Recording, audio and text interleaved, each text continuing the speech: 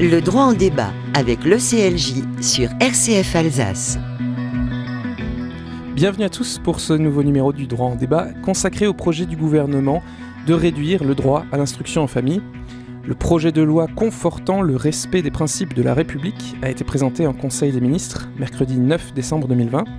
Ce qui retient notre attention ce soir, c'est le volet sur l'éducation puisque ce texte réduit sévèrement une liberté parentale. Alors ce projet prévoit l'obligation scolaire effective dès l'âge de 3 ans et l'instruction en famille ne pourra désormais intervenir que de manière dérogatoire, motivée dans le respect des droits de l'enfant, selon un communiqué officiel du ministère de l'Intérieur. D'autres restrictions sont encore faites aux écoles hors contrat. Alors, quelle liberté pédagogique et éducative restera-t-il aux Français ? Quels sont les arguments que l'on peut élever contre ces atteintes ? Ce sont les questions que je poserai à Grégoire Pupin ce soir, directeur de l'ECLJ.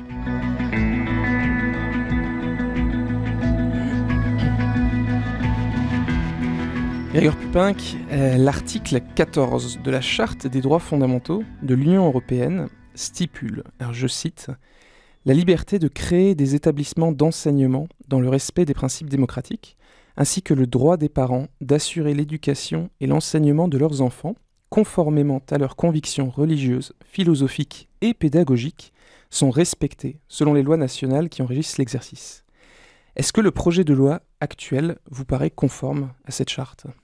Non.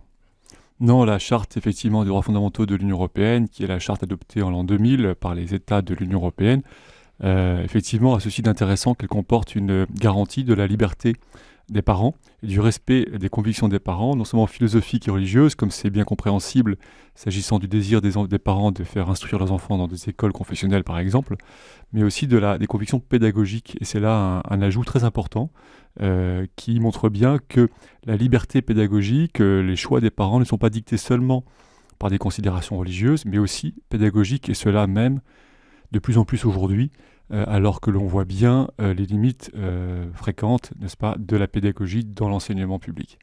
Alors, c'est toujours un projet de loi. On voit quand même que le gouvernement a déjà un petit peu reculé, parce que lors de son allocution, Emmanuel Macron avait énoncé comme seule exception la raison médicale, strictement. Or là, le Conseil d'État a dit que ce serait certainement inconstitutionnel. Est-ce que vous pouvez un petit peu clarifier pour les auditeurs ce que dit le projet de loi actuel et en quoi c'est problématique, notamment le régime déclaratif et d'autorisation? Voilà, donc jusqu'à présent, vous savez, donc, en France, il y a un principe de la liberté éducative qui veut que l'on puisse choisir l'établissement ou le mode d'éducation, d'enseignement de ses enfants. Il y a une obligation d'enseignement, il n'y a pas une obligation de scolarisation. Donc l'enseignement des enfants peut être fait aussi bien à la maison que dans un établissement public ou privé. Cette liberté est très importante parce qu'elle garantit le pluralisme éducatif, qui est une condition même à la liberté de choix, qui est une condition aussi à la démocratie. Donc ce pluralisme, il est essentiel à préserver. Lorsque, après la Seconde Guerre mondiale, les États se sont rassemblés pour proclamer la Déclaration universelle des droits de l'homme et la Convention européenne, eh bien les rédacteurs de ces textes fondamentaux avaient bien en tête la nécessité de préserver la liberté des familles contre l'État. Donc c'est l'État qui est une menace à la liberté, et à cette époque, très clairement, la liberté éducative est conçue comme la garantie de la liberté des parents d'instruire et d'éduquer leurs enfants conformément à leurs convictions morales et religieuses contre les risques de dérive totalitaire ou autoritaire de l'État. Donc c'est ça l'état d'esprit du droit international, des droits de l'homme, de la Convention européenne des droits de l'homme, et puis maintenant de la Charte de l'Union européenne qui rajoute donc cette mention de conviction pédagogique. Donc là, ce sont les éléments essentiels qu'il faut bien avoir en tête. En 1948, on a confiance dans les familles et on se méfie de l'État. Aujourd'hui, la situation semble inversée. On a l'impression que le gouvernement se méfie des familles et au contraire place toute sa confiance dans l'école publique. Et c'est là un renversement qui est important et qui est grave parce qu'il est effectivement le signe d'une tendance vers une restriction de la liberté. C'est une tendance proprement antilibérale. Et donc en droit, ça s'illustre par ce régime donc, déclaratif, ce qui était le cas avant, Voilà, Et alors c'est le principe de l'autorisation. la liberté, n'est-ce pas, c'est qu'on n'a pas besoin d'autorisation pour pouvoir agir. On est libre de faire une chose, éventuellement, donc on déclare. En Europe, par un certain nombre de pays, la majorité relative des pays européens ont un tel régime déclaratif, à savoir que n'importe quelle famille peut faire l'école à la maison. Ils ont simplement l'obligation de déclarer cette instruction à la maison pour s'assurer que l'enfant, effectivement, soit bien instruit. Certains pays même n'ont pas cette obligation de déclaration. C'est le cas, par exemple, de l'Irlande. Dès lors qu'on inverse et qu'on passe à un régime d'autorisation préalable, on sort du régime de la liberté pour le régime de l'autorisation. Et là, effectivement, c'est l'État, l'administration qui pose des conditions à l'exercice de cette liberté. C'est une toute autre approche. La liberté n'est plus le principe, l'interdiction devient le principe. Alors justement, vous parlez d'Europe. Le ministre de l'Éducation, lors de sa conférence de presse, a justement parlé d'autres pays européens qui ont aussi une situation un peu plus restrictive. Et il a affirmé aussi que la CEDH, la Cour européenne des droits de l'homme, n'obligeait pas les États à légaliser l'instruction en famille. Et donc que certains l'interdisaient. Et donc il en a conclu qu'il n'y avait aucun problème au regard de cette convention. Est-ce que vous partagez l'avis de Jean-Michel Blanquer ? Alors c'est beaucoup plus nuancé. Il faut bien avoir à l'esprit que donc, les rédacteurs de la Convention européenne des droits de l'homme n'avaient aucunement l'intention d'exclure l'école à la maison du champ de garantie de la liberté éducative des parents. Très nettement. Le texte de la Convention, et plus précisément de son protocole, est large. Il garantit le droit des parents et plus précisément, il impose à l'État l'obligation de respecter la liberté des parents et leurs convictions philosophiques et religieuses dans l'enseignement et l'éducation. Donc le texte ne précise pas quel type d'instruction, quelle modalité d'instruction, et donc n'exclut pas du tout de son champ l'école à la maison. Et la Cour européenne a plusieurs fois rappelé, bien sûr, que la liberté des parents d'instruction peut aussi s'exercer aussi bien par l'école publique que l'école privée, que l'instruction à domicile. Cela étant, bien sûr, l'État conserve l'obligation de veiller à ce que les enfants soient correctement instruits. Donc ça, c'est le point de départ. Alors certes, dans son interprétation actuelle, la Cour ne fait pas obligation aux États de légaliser, de prévoir explicitement l'enseignement à domicile. Ça, c'est tout à fait vrai. Il n'y a pas d'obligation au titre de la Convention. Maintenant, ce qui est vraiment important et ce qu'il faut que les auditeurs comprennent, c'est qu'il y a une différence, par exemple, entre la situation française et la situation allemande. On dit souvent, récemment encore, le ministre disait, voilà, en Allemagne, c'est interdit, donc la France pourrait interdire. Il faut bien être conscient que ce n'est pas correct comme raisonnement. Parce que la France et l'Allemagne ne sont pas dans la même situation au regard des droits de l'homme. La France est beaucoup plus avancée. Lorsque l'Allemagne a adhéré à la Convention européenne des droits de l'homme, elle n'autorisait pas déjà l'école à la maison sur la base d'une loi adoptée en 1938 sous le régime nazi. Et donc la Cour a pensé que certes, l'Allemagne s'est engagée dans la Convention, dans cette situation, et donc on ne va pas l'obliger à en changer. En revanche, la France, lorsqu'elle s'est engagée dans la Convention, déjà permettait l'école à la maison. Et donc nous sommes dans une situation plus avancée de respect des droits de l'homme. Nous avons un plus haut degré de respect des droits de l'homme que l'Allemagne, voyez-vous. Et donc là, c'est toute la différence. Autant la Convention ne peut pas obliger un État à légaliser l'école à la maison, autant elle ne permet pas forcément à un État qui l'a légalisé de l'abroger. Ce n'est pas du tout la même chose, il faut bien comprendre cette différence. C'est ce qu'on dit souvent, ce serait un retour en arrière. Ce serait un retour en arrière, il y a dans les droits de l'homme une forme d'effet cliquet. À savoir que pour un certain nombre de libertés, dès lors que ces libertés rentrent dans le domaine de la Convention, et ce qui est bien le cas pour l'école à la maison, ça rentre dans le domaine de la liberté éducative, si un État va plus loin que les exigences explicites de la Convention, il ne peut pas revenir en arrière sans contrôle de la Cour.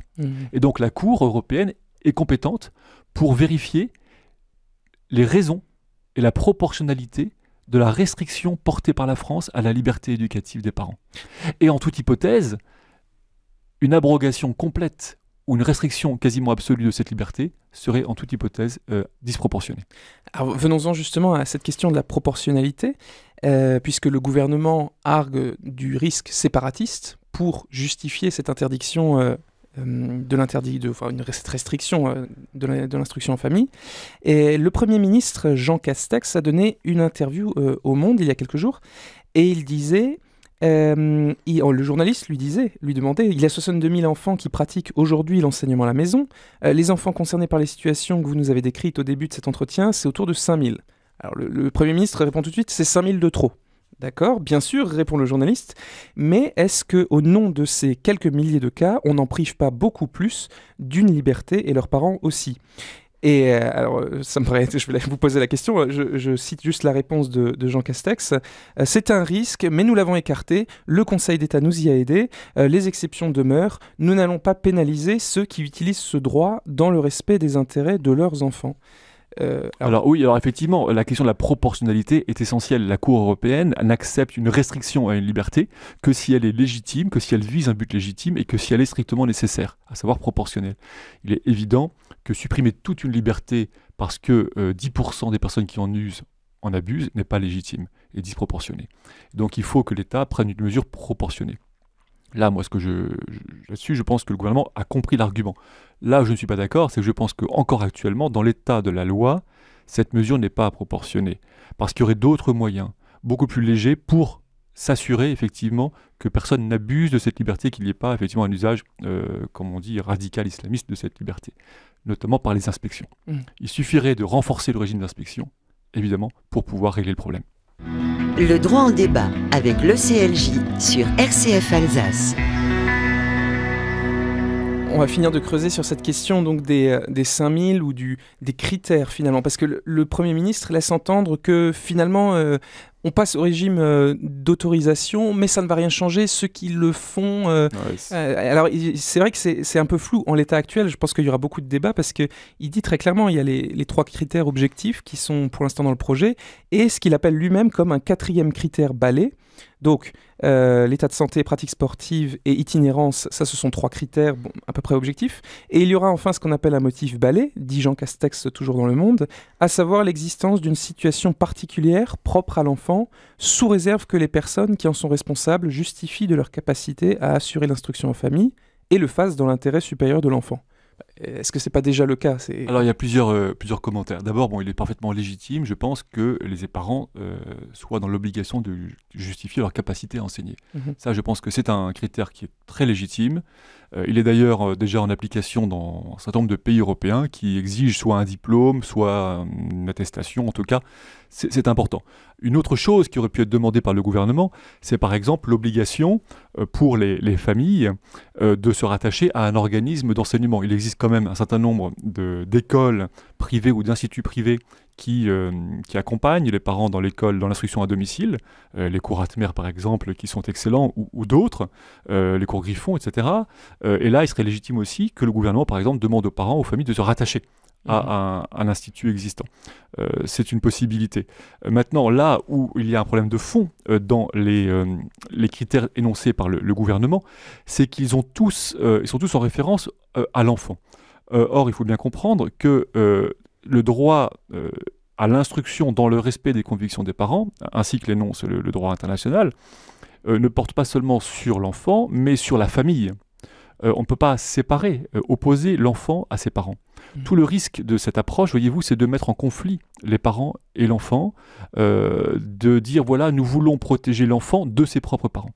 Et là, vraiment, il y a un risque. Dans cette loi aujourd'hui, certes, on veut protéger l'enfant, ce qui est bien, mais il faut quand même comprendre qu'on n'arrivera pas à protéger l'enfant convenablement si on le met dans une situation en porte-à-faux avec ses parents et si on l'oppose à ses parents. Or là, c'est ce que l'on fait en invoquant uniquement des conditions relatives à l'enfant. Dans le texte de 48, dans le texte de la Convention européenne 150, eh bien, on fait mention des convictions des parents. Convictions religieuses et philosophiques des parents qui doivent être respectées. Or là, et c'est là un point essentiel, je ne sais pas si vous vouliez y venir, mais le texte du projet de loi est en contradiction flagrante avec les textes de droit international, parce que le texte du projet de loi dit, certes, il est possible de demander une autorisation, il n'est pas garanti qu'on l'obtienne, de faire l'école à la maison pour tel et tel motif, santé, activités sportives, artistiques, etc. Mais jamais pour un motif lié aux convictions philosophiques, politiques ou religieuses. Donc ça Alors là, c'est précisément l'inverse oui. de ce que dit le droit international, qui prévoit donc l'obligation pour l'État de respecter les convictions religieuses et civiques des parents en matière d'éducation et d'instruction de leurs enfants. Donc là, on est vraiment dans une contradiction flagrante. J'allais aborder la question du niveau, mais ce sera pour une prochaine émission. Merci beaucoup Grégoire Pupin pour cet éclairage, et je dis à très bientôt aux éditeurs d'RCF. Merci.